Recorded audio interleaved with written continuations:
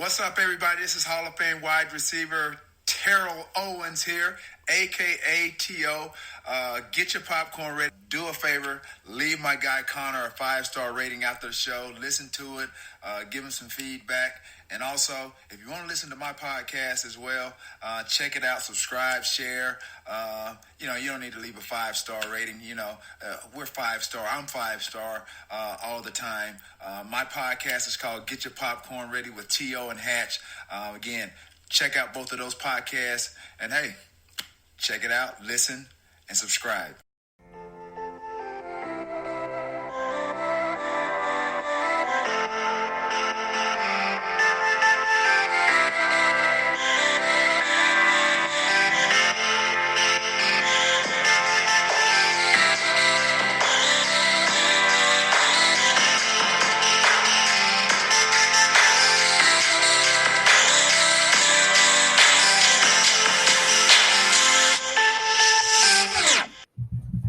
Hey guys, welcome back to Philly Sports with Giovanni on the Eagles Brawl.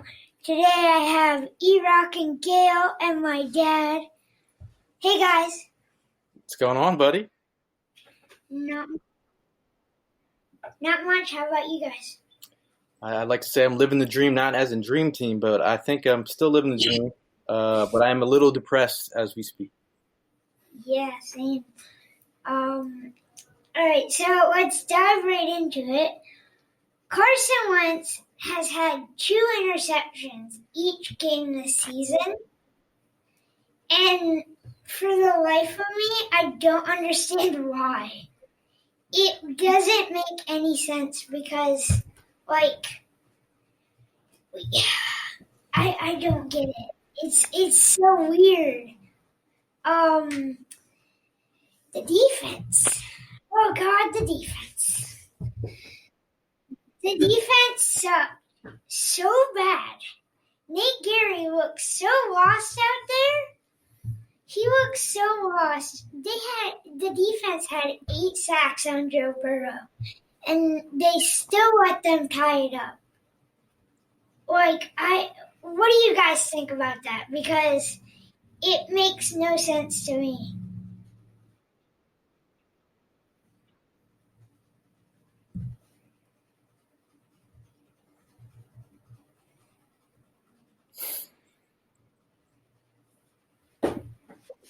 I think we lost EROCK in the ether.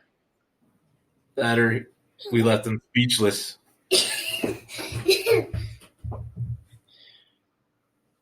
Well, while we wait, I'll start with Carson Wentz.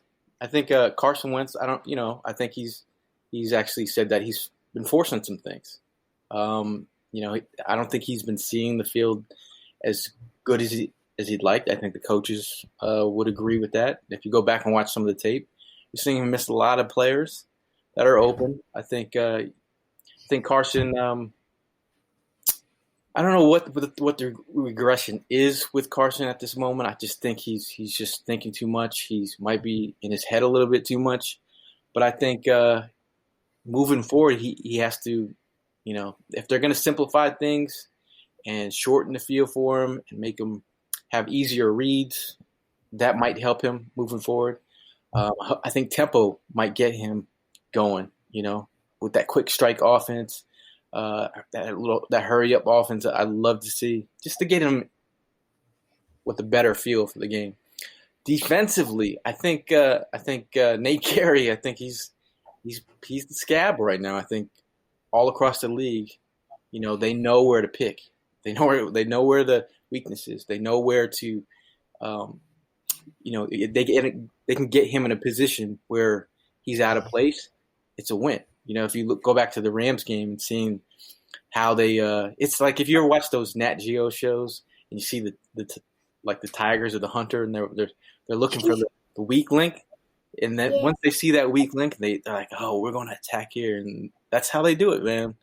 And I think Nate Gary's really, he's the fan base is not happy.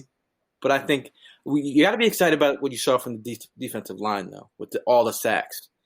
Fletcher Cox got one. Brandon Graham got one. Josh Sweat got one. Derek Barnett even got, I think, 2. So were you excited to see the quarterback get hit? Yeah. You know, we made up for those 8 sacks on Carson. We gave him right back. Joe Burrow. Yeah. Joe Burrow was impressive for a rookie, though. You think? I mean, he took a lot of. If you look at the shots he took, he looked pretty impressive. Like most people get hit by Fletcher Cox, and they're thinking about changing careers, and he was just like back at it, So hats off to him. Yeah. Can hear you now, EROCK.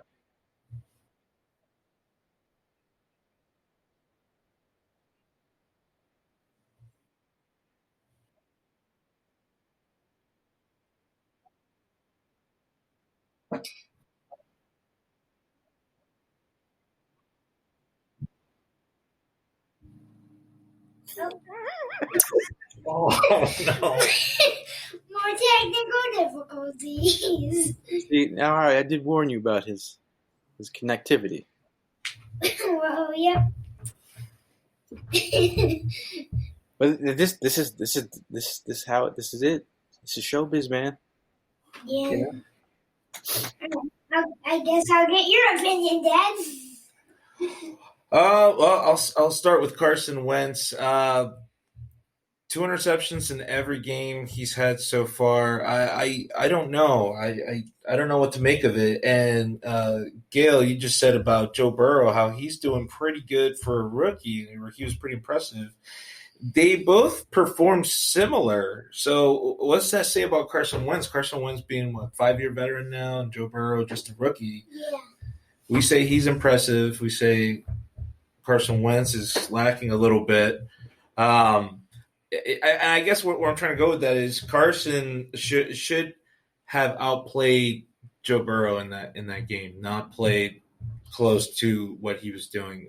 So I don't know if it's his ability or his lack of ability to read the defense out there, or what it could be, the play calling. I don't know, but I don't know what to make of him moving forward. Do you think we should bench him? But the B word, don't say the B word. I'll start by saying I don't think we should bench him yet. I think the problem is more related to coaching than Carson at this point. But I don't know. What do you think? I was just thinking. First I thought you were going to say the T word. Oh, trade Wentz. You said B word. Okay, bench Wentz. I just feel like at this point in time, he's got 6 interceptions. Last year he had 7. Prior year to that was 7. Year before that 7. His rookie year 14. I mean, at this pace, what are we looking at? 32 interceptions at this pace. And they said that. Did you see that stat from Jimmy Kempski? He said that if Russell Wilson threw 46 interceptions, he'd still have a higher QB rating than Wentz at this moment. Wow. So it's right now it's bad, but again, you have to if Doug Peterson has to simplify things for him to make him comfortable, I think that's the most important part we have to focus on, making him comfortable so he gets back to being Carson Wentz. Yeah, the next thing I was going to get to was the coaching. It feels like the coaching is setting Carson up for failure because, I think that Carson is taking some plays among himself and tweaking a little bit of what Doug is saying to do. And I think we saw that in the last game. We saw a little bit of 2017 Carson with the running with the ball. And, I think this is the first time since he's got hurt, which he was actually comfortably running with the ball. And that was surprising to me. I think that Doug needs to stop trying to change him. I think that he just needs to let the man play football that he wants to play. Because in 2017, he was about to be the MVP of the season before he got hurt. He was getting set up for that. And I think that we just need him. We need to let him be that same quarterback that he was back then.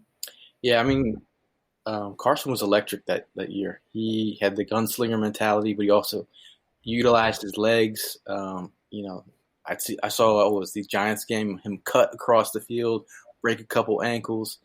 He was playing with an energy that we hadn't seen from the QB position in a while, like having that mobility, having that ability to break tackles, but also sling the ball downfield. But I think getting back to your point, it's getting Carson back to being Carson. You have to play to his strengths. So if you have Carson Wentz sitting in the pocket, I'd rather have his QBR rating outside the pocket that's where he wins. So that mobility, I'd like to see some play action, some bootleg, that running game, getting Miles Sanders juiced up. We all love the running game. And then that's where you pop off with some play action and play to Carson Wentz's strength. Maybe have a moving pocket for him so he can roll out a little bit more. If you have to bring in more guys to block for him, I'm cool with that. Whatever it is to get him outside the pocket and, maybe 2-man routes, cut down the field and play off the run. So it's not like we're trying to make him a game manager, but if we have to make him a game manager to get back to himself and feeling comfortable, I'm okay with that. Yeah. What did you think about seeing Carson run? I thought it was it did remind me of 2017. He looked like that year's Carson, and I thought maybe we were going to get a little more running from him, a little more improvising, getting out of the pocket, and evading some defenders there. But I don't know. Do you guys think that Doug is not happy with that? Because it seems that it doesn't happen very often. And it almost looks like Doug gets frustrated when he does that. I don't know if that's just me or what do you think, Giovanni? I can see where you're coming from because when they did show Doug on the cameras after some of his running plays, he did seem a little bit frustrated from his facial expressions. I don't know if that was just because he wanted more yards out of the runs, or if he just didn't want Carson to run, or what was happening. Yeah, he definitely doesn't look relaxed out there at all. He looks very stiff, and I don't know, he's just not the same. It's not – the Eagles aren't having a fun time out there. It doesn't look like it. It's funny because, if I've measured Carson's comfortability by the redness of his – his neck and face area get, red – he's stressed. He doesn't feel comfortable. If you see if he takes a couple sacks and he gets up and he's just his face and neck is super red and he's just his face is just so I feel running the football can take pressure off a quarterback. And we saw Miles Sanders perform well. He broke off the first 3 runs. He was almost at 30 yards. But I think, Doug Peterson mentioned the fatigue that caught up to Sanders in the second. I don't know about that. I don't know about that. They say fatigue, but I don't know. I was my one game plan was run Miles Sanders, commit to the run. That's what you need to do to be successful. And, I felt like they got away with it, and they were ripping off runs and down by the goal line where they struggled, where they had they passed 3rd and 3. Or out of this, I think it was out of the shock. I'm just run the football. The Bengals were getting run on the last couple games. That was where their weakness was. The defense showed that that was a perfect defense to run on, and then they went for a pass, and just set Carson up to succeed and not make everything so predictable. Yeah.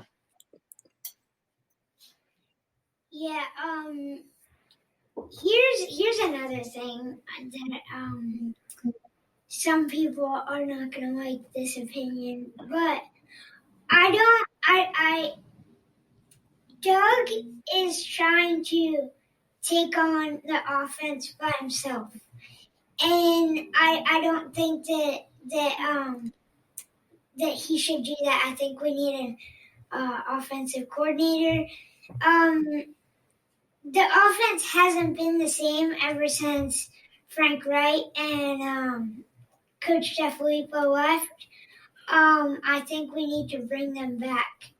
And yeah, our offense hasn't looked the same out there ever since 2017 after they got released. And I don't think Doug can do it himself, even though he says he can. I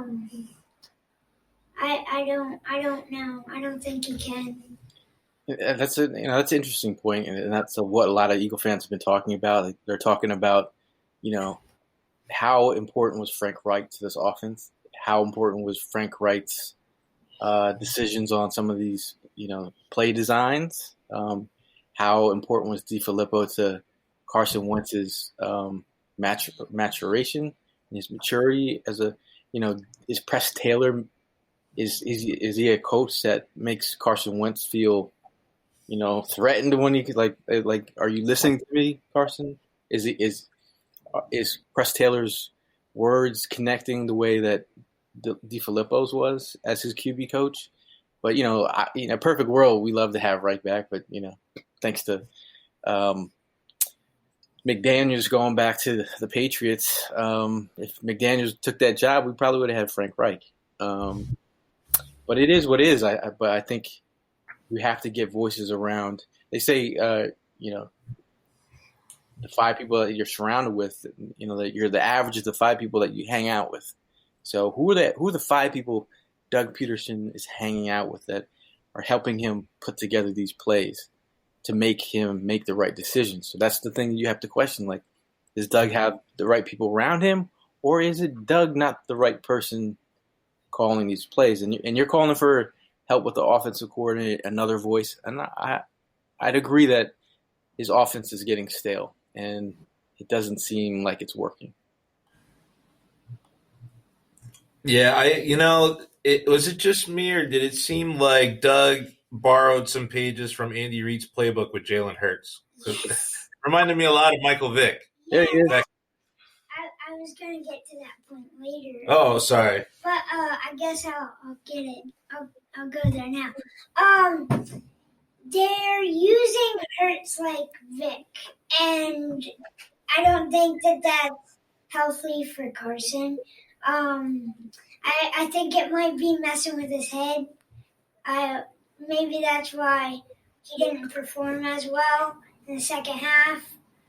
I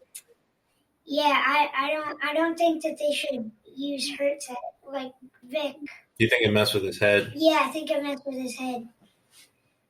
What do you guys think about that? Testing. 1, 2, 3. Testing. You're on. Yep. Am I on? Oh my God. Well, I can't remember. There was a certain time where Vic would come in and play a certain role. I do think that the drafting of Hurts and having Hurts there does something to Carson. The fact that they even had to call him before they made the pick, or rather, you heard Howie Roseman say that, they called Carson and they told him that they were looking at several options and that, a quarterback might be one of them. It was obvious, despite the relationship between Nick Foles and Carson Wentz, that Carson really wanted to be in that Super Bowl. He wanted to win that Super Bowl. He wanted to be healthy, and he wanted to be the guy getting the MVP, being the first one to hold up the trophy.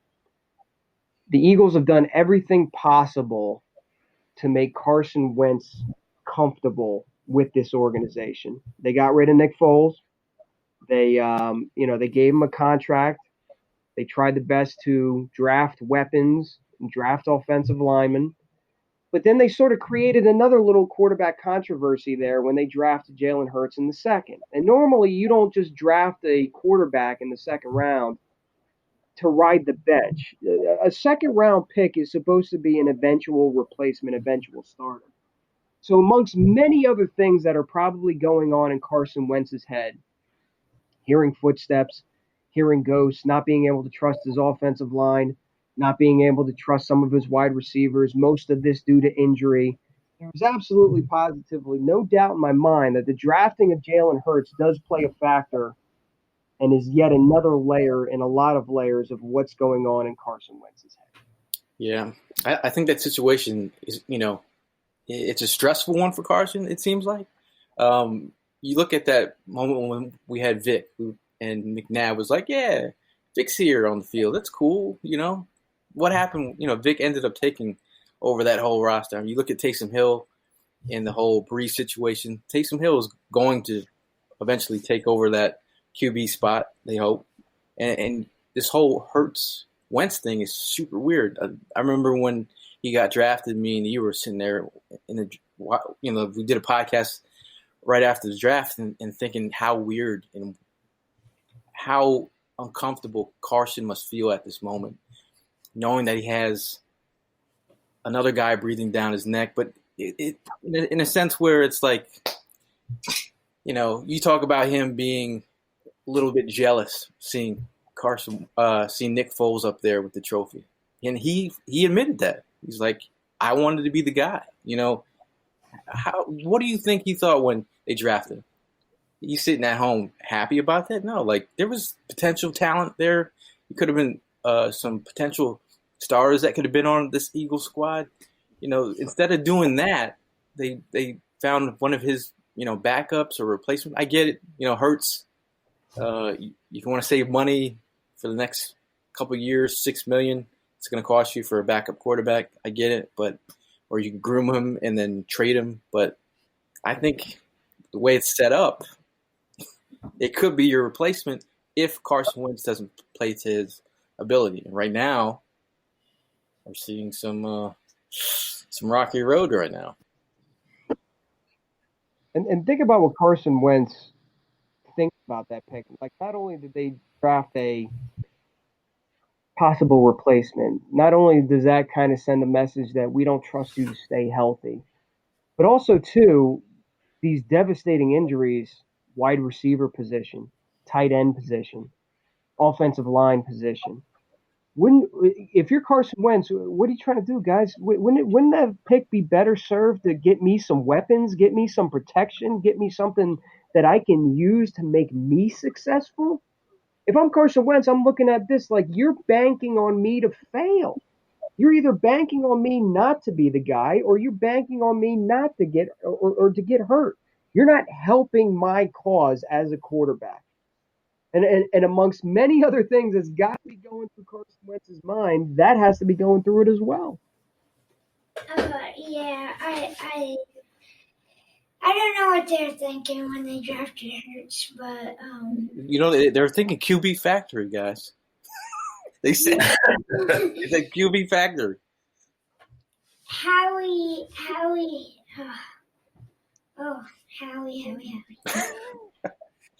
You even feel upset over here. Yeah, there's no words for it. It's just, it's Howie.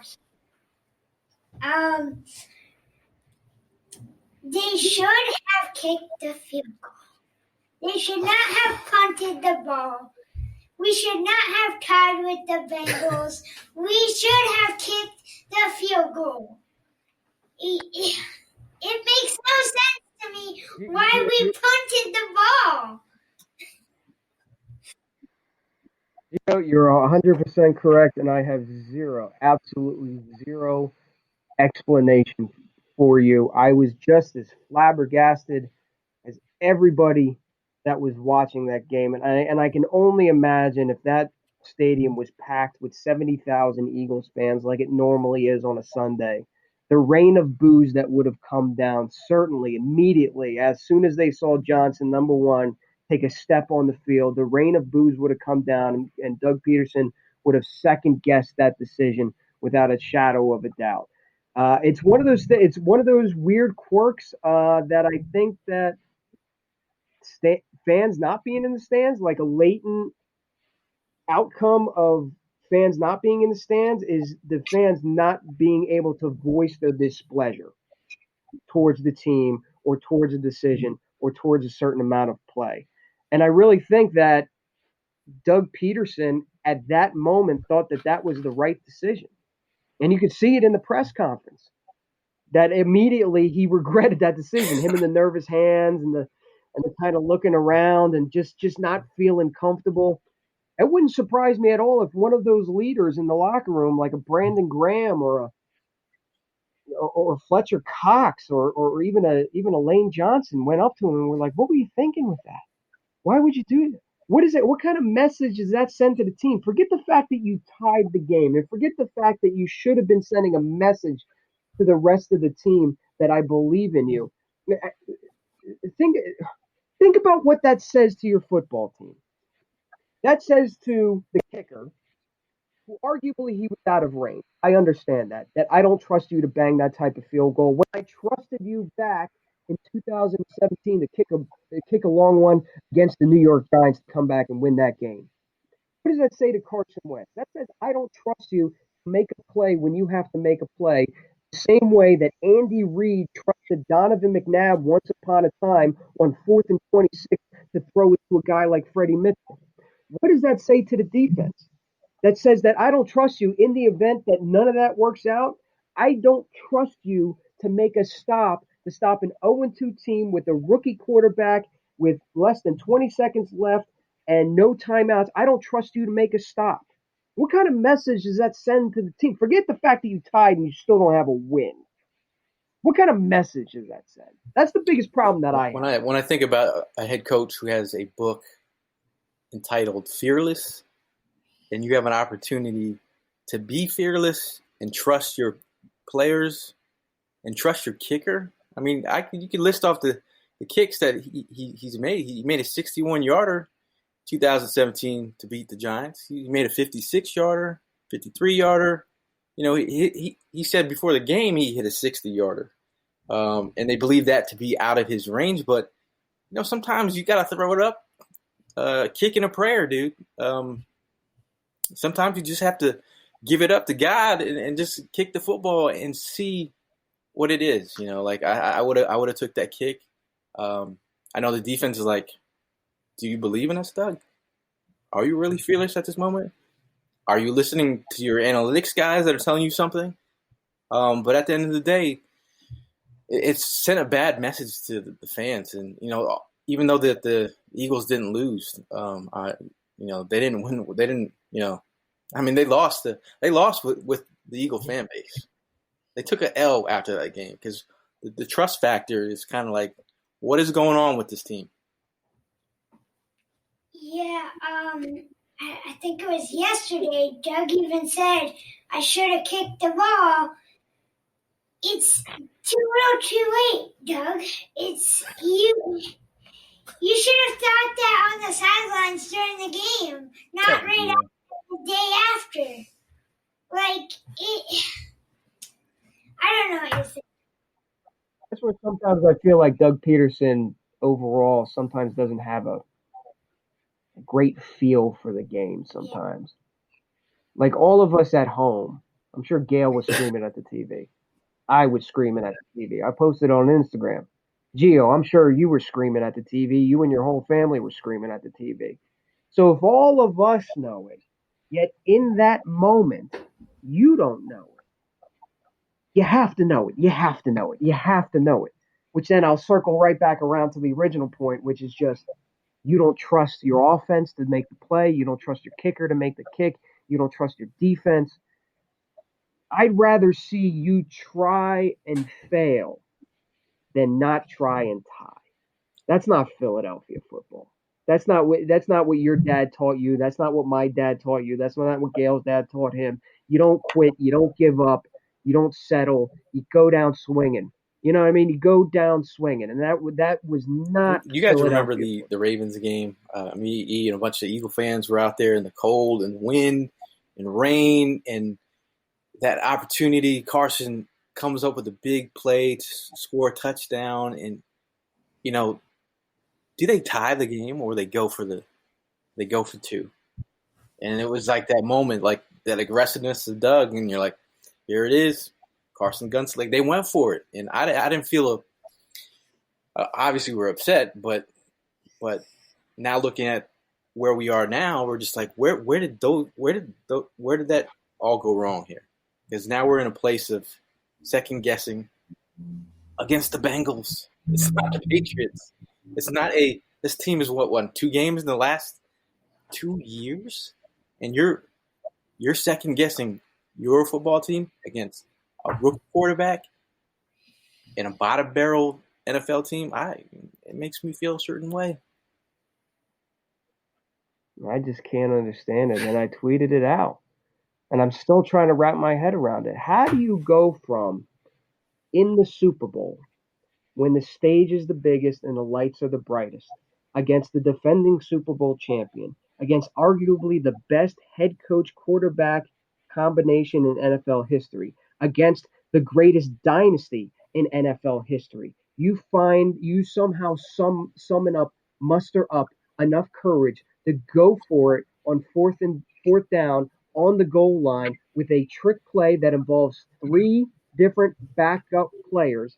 It doesn't matter that Nick Foles suggested the play. The timeout was called. He was going for it regardless. So Doug already made the decision that he was going to go for it. He showed that courage. He showed that pride. He showed that belief. How do you go from that to being scared of Joe Burrow, Cincinnati Bengals team that's 0-2 with less than 20 seconds on the – I can't. I mean, could you imagine like Carson Wentz going over to Doug Peterson and he's like, want to do punty? Yeah. They put a statue outside the Eagle Stadium. Come on! Like, and you saw the frustration on Carr. He's squeezing his helmet. He's gritting his teeth.